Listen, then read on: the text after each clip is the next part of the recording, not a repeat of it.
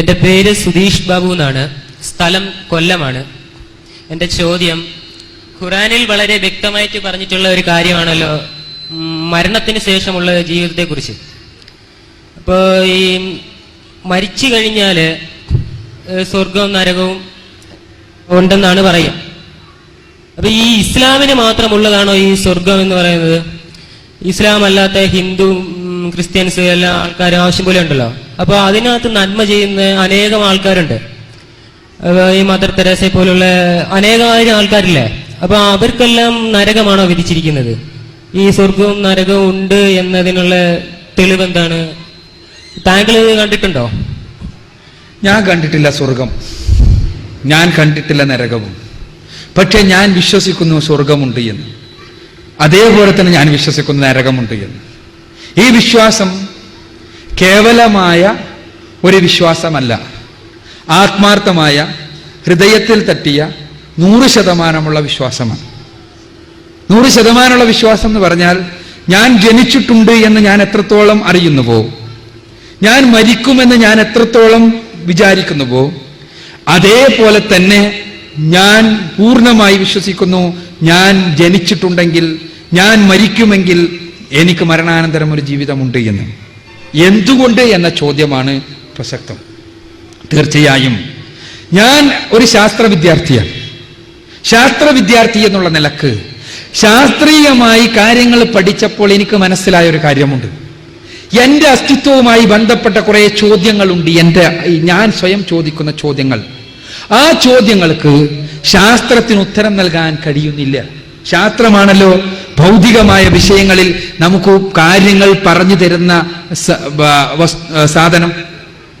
അപ്പോ എന്റെ അസ്തിത്വവുമായി ബന്ധപ്പെട്ട അടിസ്ഥാനപരമായ ചോദ്യം ഒന്ന്, ഞാൻ എവിടെ നിന്നാണ് വന്നത്, എന്നെ ആരാണ് ഇങ്ങനെ രൂപപ്പെടുത്തിയത്? രണ്ടാമത്തെ ചോദ്യം, ഞാൻ എങ്ങോട്ടാണ് പോകുന്നത് എന്റെ മരണത്തിന് ശേഷം? മൂന്നാമത്തെ ചോദ്യം, ഞാൻ എങ്ങനെയാണ് ഇവിടെ ജീവിക്കേണ്ടത്? ഈ 3 അടിസ്ഥാന ചോദ്യങ്ങൾക്കും ഉത്തരം നൽകാൻ ശാസ്ത്രത്തിന് കഴിഞ്ഞിട്ടില്ല. ശാസ്ത്രത്തിന് കഴിഞ്ഞിട്ടില്ല എന്നുള്ളത് കൊണ്ട് എന്റെ ചോദ്യത്തിന് ഉത്തരം ഉണ്ടായിക്കൂടാ എന്നില്ല. അങ്ങനെയാണ് ഞാൻ അന്വേഷിക്കുന്നത്, ഈ ചോദ്യത്തിന് എവിടെ നിന്ന് ഉത്തരം കിട്ടും? അങ്ങനെ ഉത്തരം കിട്ടി വേദഗ്രന്ഥങ്ങളിൽ നിന്ന്. സുഹൃത്ത് സൂചിപ്പിച്ചതുപോലെ എല്ലാ മതഗ്രന്ഥങ്ങളും ഒരേപോലെ പറയുന്നൊരു തത്വമായി എനിക്ക് മനസ്സിലായി, മരണാനന്തരം ഒരു ജീവിതമുണ്ട് എന്ന്. സ്വർഗേ ലോകേ ന ഭയം കിഞ്ചനാസ്തി ന തത്വത്വം ന ജരയാഭിഭേദി ഉഭേ തീർത്വാ ശനായാ പിപാസേ ശോകാധിഗോ മോദതേ സ്വർഗലോകേ എന്നെനിക്ക് വായിക്കാൻ കഴിഞ്ഞു. കഠോപനിഷത്തിലെ 1-ാമത്തെ അധ്യായത്തിൽ 10-ാമത്തെ വചനത്തിൽ സ്വർഗലോകം, അവിടെ ഭയമില്ല, പ്രയാസമില്ല, പീഡനങ്ങളില്ല, പ്രശ്നമില്ല, മരണമില്ല, അവിടേക്കാണ് സൽക്കർമ്മികൾ പോകുന്നത് എന്ന്. ഈശാവാസ്യോപനിഷത്തിലെ 3-ാമത്തെ ശ്ലോകത്തിൽ ഞാൻ വായിച്ചു, അസൂര്യ നാമതേ ലോകേ അന്ധേന തമസാവൃതാഃ താംസ്ത്യാ പ്രേദ്യാഭിഗച്ഛന്തിയേ ചാത്മഹാനോ ജനഃ. മരണത്തിന് ശേഷം അന്ധകാര നിബിഡമായ ലോകങ്ങളിലേക്കാണ് ദുഷ്കർമ്മികൾ, ആത്മഘാതികൾ പോകുന്നത് എന്ന്. ഇതേപോലെ തന്നെ ഞാൻ ബൈബിളിൽ വായിച്ചു മത്തായിയുടെ സുവിശേഷത്തിലെ 6-ാമത്തെ അധ്യായത്തിലെ 19 മുതൽ 21 വരെയുള്ള വചനങ്ങളിൽ സ്വർഗത്തെക്കുറിച്ച്, മർക്കോസിന്റെ സുവിശേഷത്തിലെ 9-ാം അധ്യായത്തിലെ 43 മുതൽ 49 വരെയുള്ള വചനങ്ങളിൽ നരകത്തെക്കുറിച്ച്. പരിശുദ്ധ ഖുർആനിൽ ഞാൻ പരിശോധിച്ചു, ഖുർആനിന്റെ 1/3 ഭാഗം സ്വർഗ നരകങ്ങളെ കുറിച്ചാണ്, നീതിയെക്കുറിച്ചാണ്. യഥാർത്ഥത്തിൽ എന്റെ അടിസ്ഥാനപരമായ ചോദ്യത്തിന്, ഞാൻ എങ്ങോട്ടാണ് പോകുന്നത് എന്ന ചോദ്യത്തിന്, എന്റെ ജീവിതത്തിന്റെ എന്താണ് അർത്ഥം എന്ന ചോദ്യത്തിന് പരിശുദ്ധ ഖുർആൻ എനിക്ക് പൂർണ്ണമായ മറുപടി തന്നു. എന്റെ ജീവിതത്തിന്റെ അർത്ഥം, എന്റെ ജീവിതത്തിന്റെ ലക്ഷ്യം, മരണത്തിന് ശേഷമുള്ള ജീവിതത്തിൽ പടച്ചതമ്പുരാൻ മനുഷ്യർക്ക് വേണ്ടി ഒരുക്കി വെച്ചിട്ടുള്ള അനുഗ്രഹത്തിന്റെ ഭവനമായ സ്വർഗലോകത്തിൽ എത്തിപ്പെടുക എന്നുള്ളതാണ് എന്റെ ജീവിതത്തിന്റെ ലക്ഷ്യമെന്ന് ഞാൻ തിരിച്ചറിഞ്ഞു. അപ്പോൾ ചോദ്യം ഉദിക്കുന്നു, ഖുർആൻ പറഞ്ഞു എന്നുള്ളത് കൊണ്ട് നിങ്ങൾക്ക് എങ്ങനെ വിശ്വസിക്കാൻ കഴിയുമോ? ഖുർആൻ പറഞ്ഞു എന്നുള്ളത് കൊണ്ട് ഒരു കാര്യം സത്യമാകണോ? എത്രയോ ഗ്രന്ഥങ്ങളിൽ പറയുന്നു ഇല്ല എന്ന്, ഇങ്ങനെ മരണാനന്തര ജീവിതം ഇല്ല എന്ന്. ഒരു ഗ്രന്ഥം പറയുന്നു ഇല്ല എന്ന്, വേറൊരു ഗ്രന്ഥം ഉണ്ടെന്ന് പറയുന്നു. അപ്പോൾ രണ്ടും ഒരേപോലെ കാണാൻ പറ്റൂ. അവിടെയാണ് എന്റെ അന്വേഷണം പ്രവർത്തിക്കുന്നത്. ഞാനൊരു കഥ പറയാം, ഒരു മത്സ്യത്തിന്റെ കഥ. കുളത്തിൽ ജീവിച്ചു കൊണ്ടിരിക്കുന്ന ഒരു മീന്, ആ മീനിന്റെ മുന്നിൽ അതിനിഷ്ടമുള്ള ഒരു ഇര ഇങ്ങനെ കാണുന്നു. ആ ഇര കടിക്കാൻ വേണ്ടി ആ മത്സ്യം ആവേശത്തോടു കൂടി ഓടിപ്പോവാണ്. ഇര തിന്നാനുള്ള ആവേശത്തോടു കൂടി. അവിടെ ആ മത്സ്യത്തിന്റെ മുന്നിൽ തവള പ്രത്യക്ഷപ്പെടുന്നു. തവള പറയുന്നു, മീനെ നീ പോകല്ലേ, നീ മുന്നോട്ട് പോവല്ലേ, നീ മുന്നോട്ട് പോയാൽ നീ അത് കടിക്കും.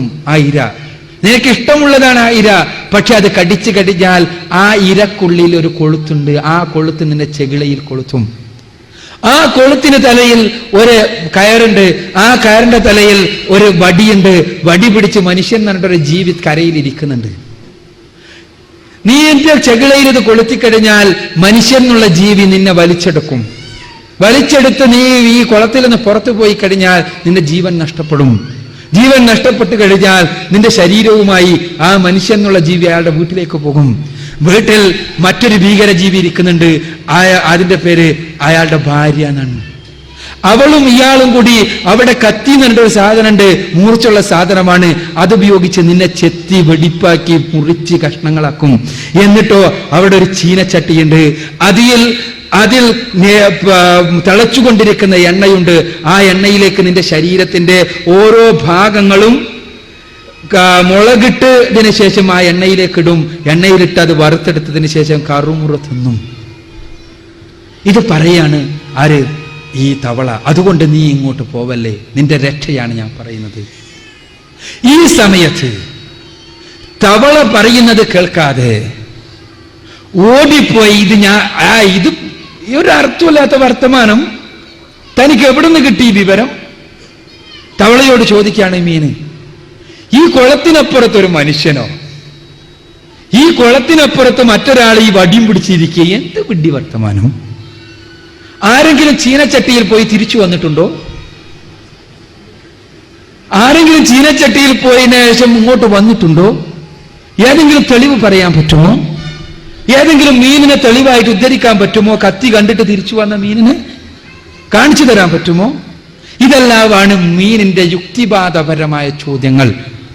എന്നാൽ യഥാർത്ഥത്തിൽ മീന് യുക്തിവാദിയാണെങ്കിൽ എന്താണ് അയാൾ ചെയ്യേണ്ടത്? അയാൾക്കൊരല്പം വിനയവുമുണ്ടെങ്കിൽ അയാൾ ചെയ്യേണ്ടത്, ആദ്യം അയാൾ മനസ്സിലാക്കേണ്ടത് എന്റെ അറിവിന് പരിമിതിയുണ്ട് എന്നാണ്. ഒന്ന്, കാരണം ഞാൻ ഈ കുളത്തിൽ ജീവിക്കാൻ വേണ്ടി എനിക്ക് ഇതിന് പുറത്തേക്ക് പോകാൻ കഴിയില്ല. അതുകൊണ്ട് തന്നെ കുളത്തിന് പുറത്തൊരു ലോകം ഉണ്ടാകാം എന്ന് അയാൾക്ക് വിചാരിക്കാമല്ലോ. ഉണ്ട് എന്ന് വേണമെങ്കിൽ തെളിവ് വേണം. ഉണ്ടാകാം. അങ്ങനെ ഉണ്ടാകാം എന്നാകുമ്പോൾ ഈ തവള എന്നൊരു സാധനമാണല്ലോ ഇത് വന്ന് പറഞ്ഞത്. അപ്പൊ ആദ്യം പരിശോധിക്കണം ഇയാൾ എന്ത്, ഈ തവളക്ക് കുളമൊഴിച്ച് പുറത്തെവിടെങ്കിലും പോകാനുള്ള വല്ല കഴിവുണ്ടോ എന്ന് അയാൾ പരിശോധിക്കുകയാണ്. പരിശോധിക്കുമ്പോൾ വസ്തുനിഷ്ഠമായി തന്നെ പരിശോധിക്കുമ്പോൾ അയാൾക്ക് മനസ്സിലാകും കുളത്തിന് പുറത്ത് കരയിൽ ജീവിക്കാൻ കഴിയുന്ന ജീവിയാണ് ഈ തവള എന്ന്. അത് മനസ്സിലാക്കി കഴിഞ്ഞാൽ പിന്നീട് പരിശോധിക്കേണ്ടത് എന്താണ്? ഈ തവള പുറത്തു പോകാൻ കഴിയുമെങ്കിലും കളവ് പറയുന്നവനാകാം തവള. കളവ് പറയാം.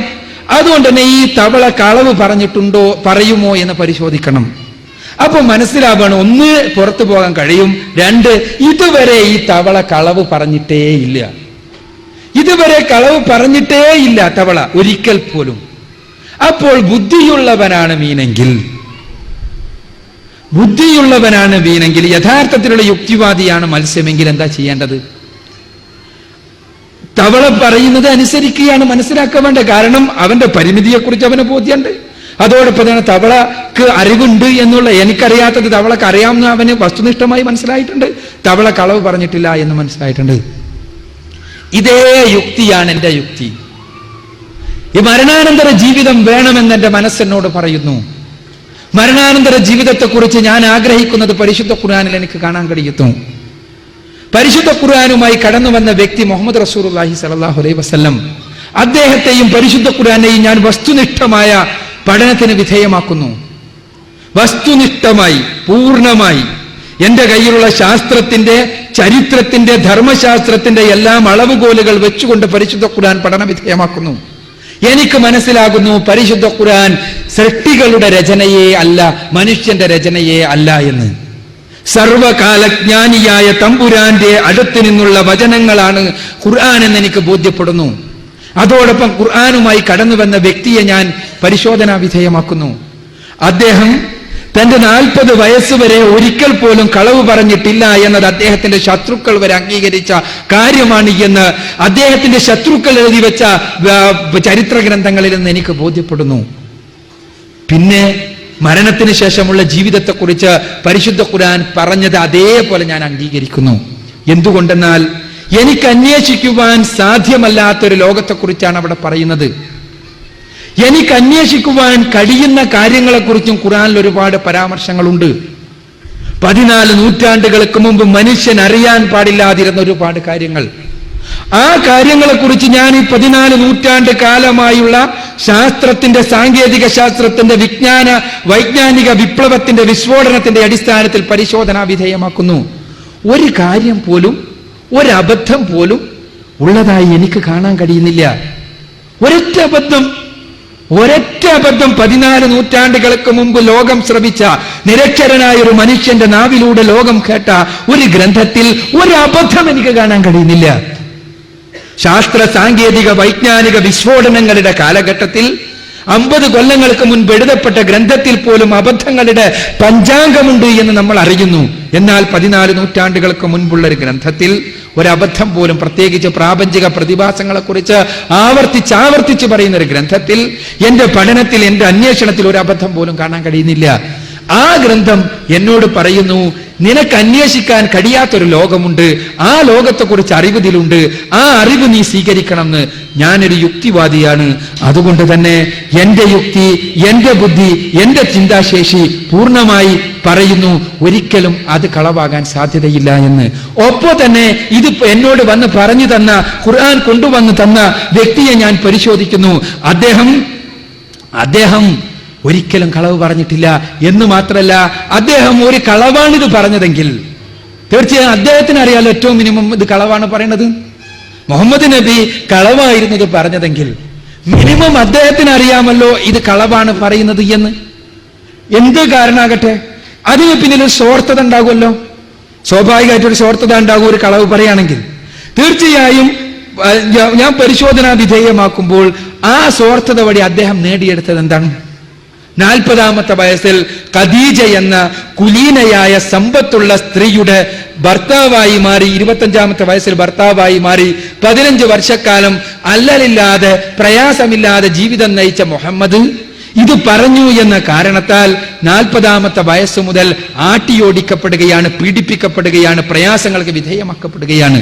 ഒരു പച്ചക്കള്ളം പറഞ്ഞിട്ട് ഇങ്ങനെയുള്ള കാര്യം നേടിയെടുക്കാൻ വേണ്ടി ആരെങ്കിലും ശ്രമിക്കോ? ഏതെങ്കിലും സ്വാർത്ഥികൾ? അല്ലെ, എന്ത് നേട്ടമുണ്ടായി പരിശോധിക്കണം നമ്മൾ. എന്ത് നേട്ടമുണ്ടായി അദ്ദേഹത്തിന്? 13 വർഷക്കാലഘട്ടത്തിലെ പീഡനങ്ങളുടെ, പ്രയാസങ്ങളുടെ കാലം മാത്രം. എല്ലാ അർത്ഥത്തിലും ഇന്നലെ വരെ മുഹമ്മദിനെതിരെ ആരെങ്കിലും പറഞ്ഞാൽ 1000 നാവുകൾ അദ്ദേഹത്തെ സപ്പോർട്ട് ചെയ്യാൻ വേണ്ടി ഉയരുമായിരുന്നു. ഇന്ന് ഈ സത്യം പറഞ്ഞപ്പോ, മരണാനന്തര ജീവിതത്തെക്കുറിച്ച് പറഞ്ഞപ്പോ, മരണാനന്തര ജീവിതത്തിലെ രക്ഷയെക്കുറിച്ച് പറഞ്ഞപ്പോ, അതോടുകൂടി ആ നാവുകൾ മുഴുവനും മുഹമ്മദിനെതിരായി, എതിരായി.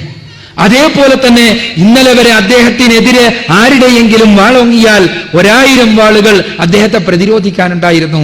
ഇന്നു മുതൽ, ഈ സത്യം പറഞ്ഞത് മുതൽ പ്രതിരോധിക്കാനുണ്ടായിരുന്ന വാളുകൾ മുഴുവനും അദ്ദേഹത്തിനെതിരെ തിരിഞ്ഞു. എന്ത് നേടി അദ്ദേഹം? പരിശോധിക്കേണ്ടത് നമ്മൾ. അപ്പൊ അതുകൊണ്ട് തന്നെ ഇതൊരിക്കലും തന്നെ ഒരു കളവല്ല എന്ന് ഞാൻ അറിയുന്നു, മനസ്സിലാക്കുന്നതാണ് എന്റെ യുക്തിവാദം. ഇനി സുഹൃത്തിന്റെ ചോദ്യത്തിന്റെ 2ാമത്തെ വശം, പരലോകത്ത് നല്ല മനുഷ്യന്മാരെല്ലാം എന്താ ചെയ്യുക? നല്ല മനുഷ്യന്മാരെല്ലാം സ്വർഗത്ത് പോകും. പക്ഷെ ആ നല്ല മനുഷ്യന്മാരാണോ അല്ലേ എന്ന് അളക്കാനുള്ള മാനദണ്ഡം നമ്മുടെ കയ്യിലല്ല, പടച്ച തമ്പുരാന്റെ കയ്യിലാണ്. അളക്കുന്നത് ദൈവം തമ്പുരാനാണ്. നല്ലത് എന്ന് പറഞ്ഞാൽ ഏത് തലത്തിലാണ് എന്ന് നമ്മൾ കൃത്യമായി മനസ്സിലാക്കേണ്ടതുണ്ട്. ഇസ്ലാമിനെ സംബന്ധിച്ചിടത്തോളം അത് ഒരു മനുഷ്യൻ നന്നാകണമെങ്കിൽ അടിസ്ഥാനപരമായി ഉണ്ടാകേണ്ട ചില കാര്യങ്ങളെക്കുറിച്ച് പറഞ്ഞിട്ടുണ്ട്. അത് വിശ്വസിക്കുകയും സൽക്കർമ്മങ്ങൾ അനുഷ്ഠിക്കുകയും ചെയ്യുക എന്നുള്ളതാണ്. വിശ്വസിക്കണം, സൽക്കർമ്മങ്ങൾ അനുഷ്ഠിക്കണം. വിശ്വാസിയും സൽക്കർമ്മങ്ങൾ അനുഷ്ഠിക്കുകയും ചെയ്യുന്ന ആളുകളാണെങ്കിൽ അവർ തീർച്ചയായും സ്വർഗപ്രവേശത്തിന് അർഹരാകും. അതിന് പ്രത്യേകം റിസർവേഷൻ ഒന്നുമില്ല.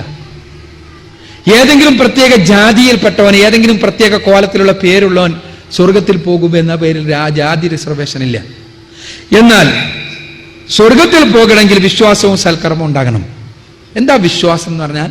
എല്ലാവരും വിശ്വാസികളിൽ ഒരുപാട് വിശ്വാസികളില്ലേ? ഒരുപാട് വിശ്വാസികളുണ്ട്.